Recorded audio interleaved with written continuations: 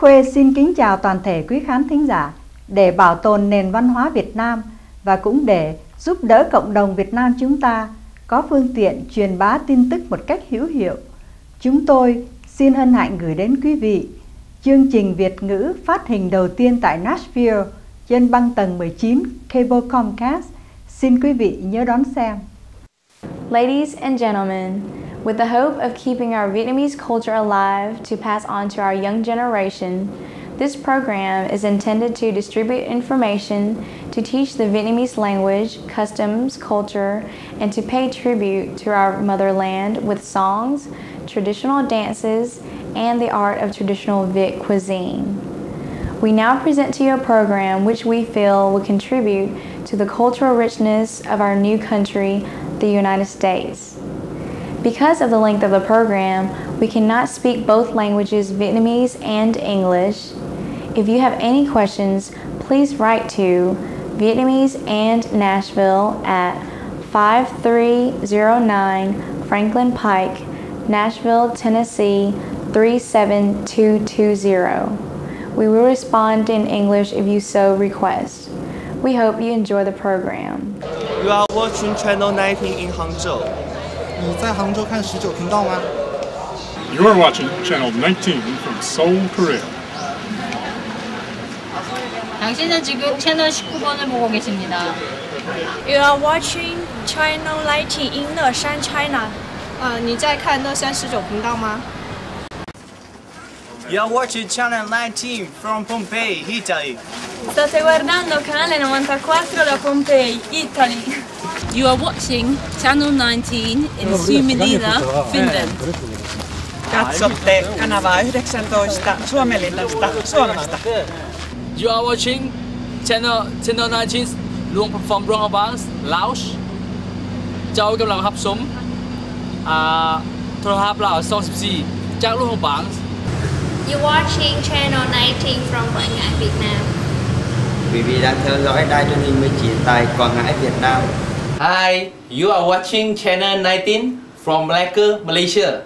Anda sedang menonton Channel 19 dari Malacca, Malaysia. You are watching Channel 19 from Jakarta, Indonesia. Oke guys, kamu semua di Kota Tua saksikan Channel 19 from Jakarta, Indonesia. We are watching Channel 19 from Manila, Philippines. Nanonood kami ng Channel 19 dito sa Maynila. You are watching Channel 19.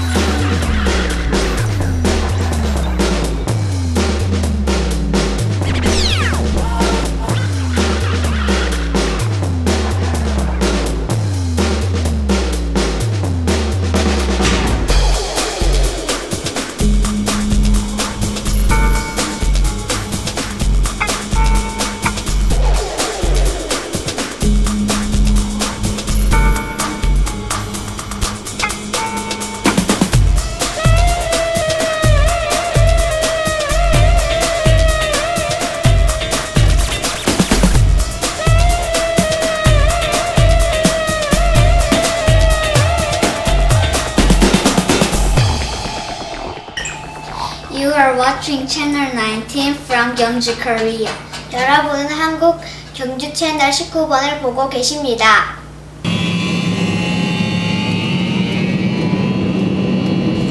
We left Nashville for Detroit and waited hours to catch another plane to Seoul, Korea. Chúng tôi rời Nashville để lên chuyến bay đi Detroit, Michigan. Đây là nơi chúng tôi phải chờ đợi 3 tiếng đồng hồ để đáp chuyến bay khác đi đến thủ đô Seoul của Nam Hàn.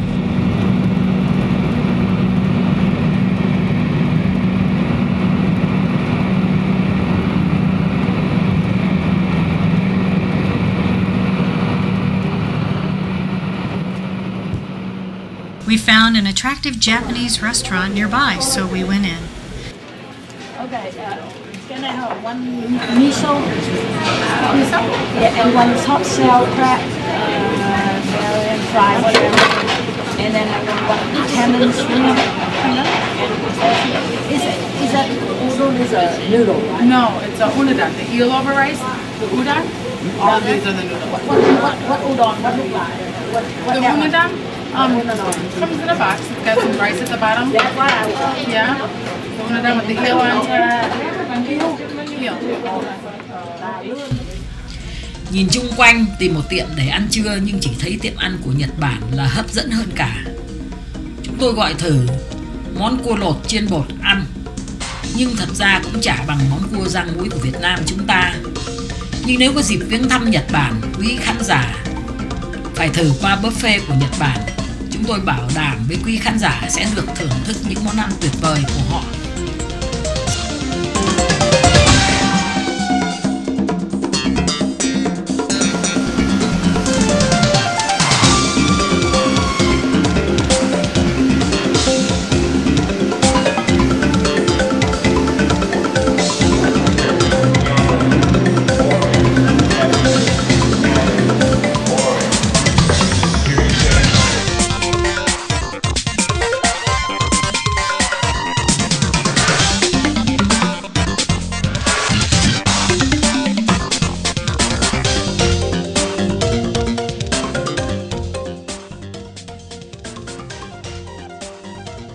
After a 16-hour flight, we arrived at Incheon Airport, picked up our luggage, and took a taxi to head to our hotel in downtown Seoul.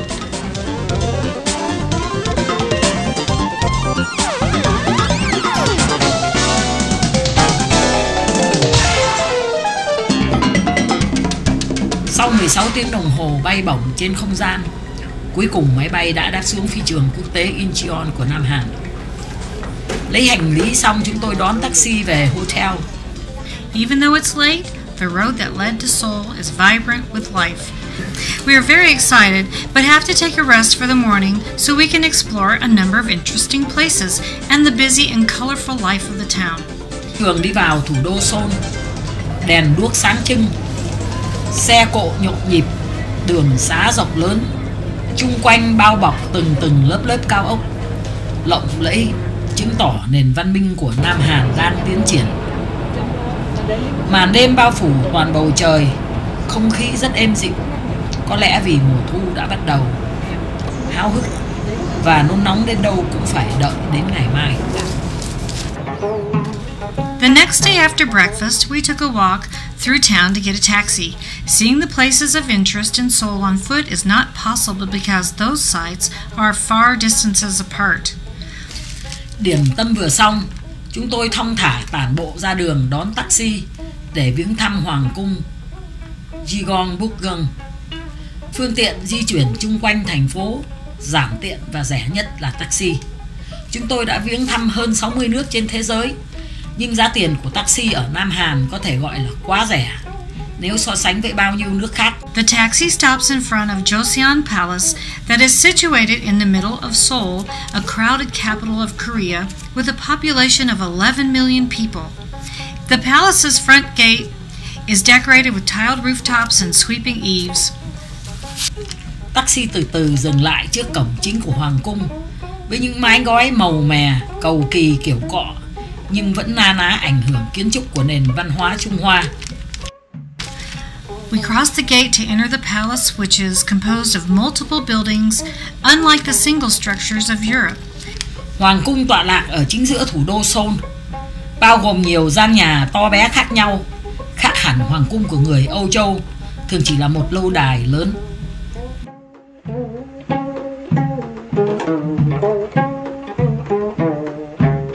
In contrast to the elaborate design of the outside, the inside furnishings are quite simple, sparse and poorly lit. Trang thất trong những ngôi nhà đó rất đơn sơ và thô thiển.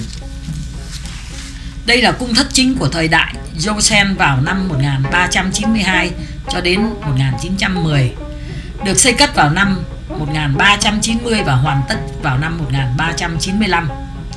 Trong năm 1590, Hoàng cung đã bị đốt cháy và được xây dựng lại trong năm 1868. Cho đến 250 sau, cổng và tường mới được dựng lên. Chung quanh Hoàng cung được bao bọc bởi 10 mao tường che khuất. Có 4 cổng ra từ tường dẫn thẳng đi vào thành phố.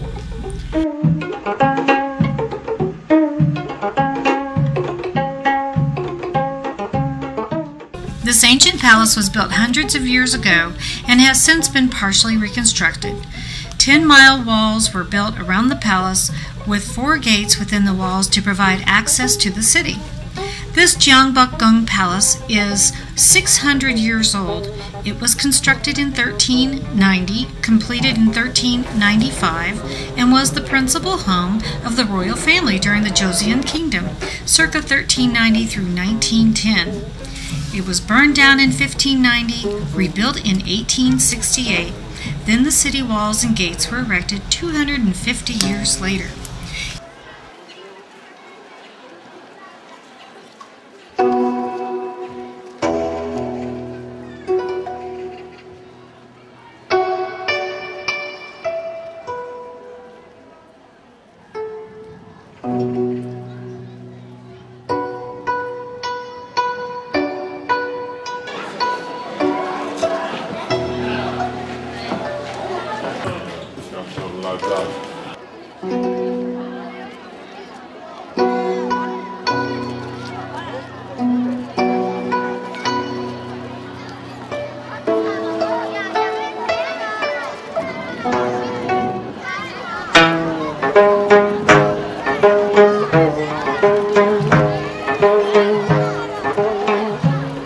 We exited through a building to go to the courtyard for a ritual, traditional ceremony with costumes.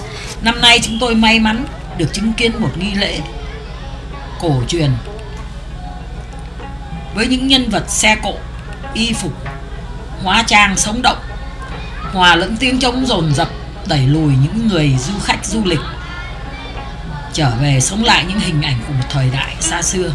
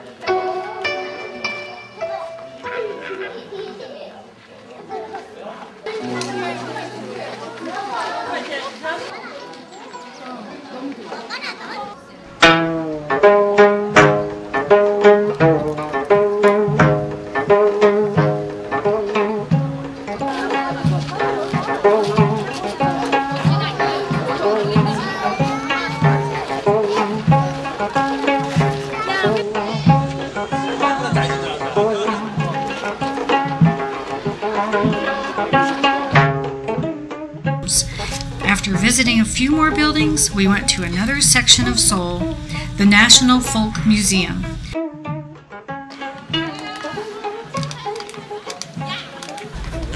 Muốn nhìn thấy lễ nghi cưới hỏi cũng như tang lễ, lịch sử, phong tục, tập quán, vật dụng cần thiết hàng ngày trưng bày của dân gian Nam Hàn, chúng ta phải bước vào viện bảo tàng bên cạnh hoàng cung.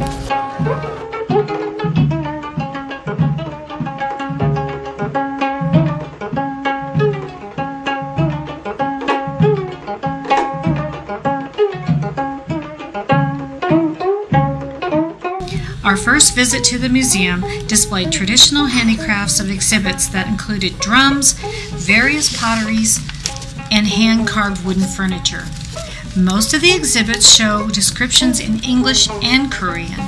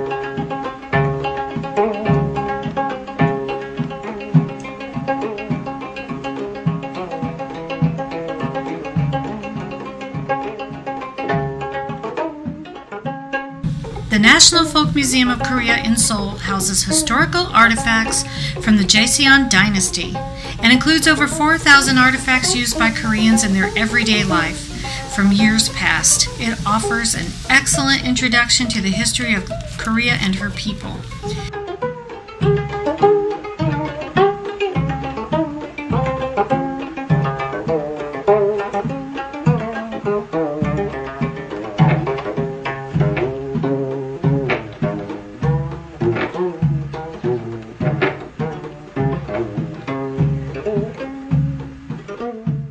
Next is the exhibit showing the history of Korean people. Here, uniformed soldiers and armored horsemen are shown in a natural environment.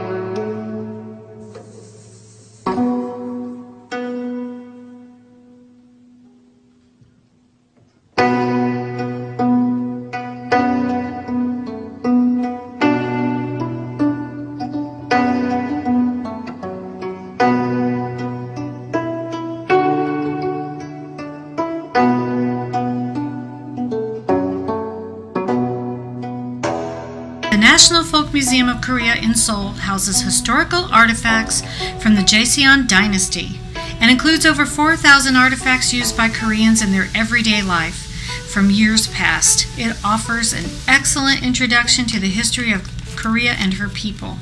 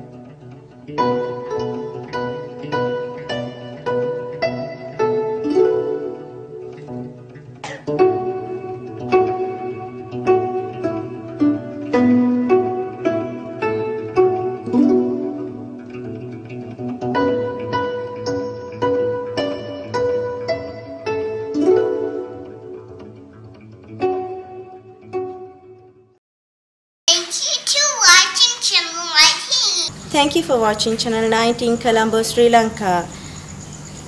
බොහොම ස්තුතියි කොළඹ සිට channel නාලිකාව නරඹනවාට. Thank you for watching Channel 19 from Brunei. Yes, terima kasih kerana menonton Channel 19 di Brunei. Thank you for watching Channel 19 from Chengdu, China. 谢谢观看成都19频道。Thank you for watching Channel 19 in Hangzhou, China. 谢谢观看杭州19频道。Thank you for watching Channel 19 from Taipei, Taiwan. 感谢收看第19频道，来自台湾台北。Thank you for watching Channel 19 from Manila, Philippines.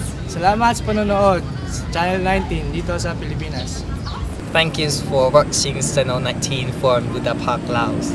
ขอบใจที่เบิ่งช่อง19จากวัดเชียงควร Merci de regarder la 19e chaîne.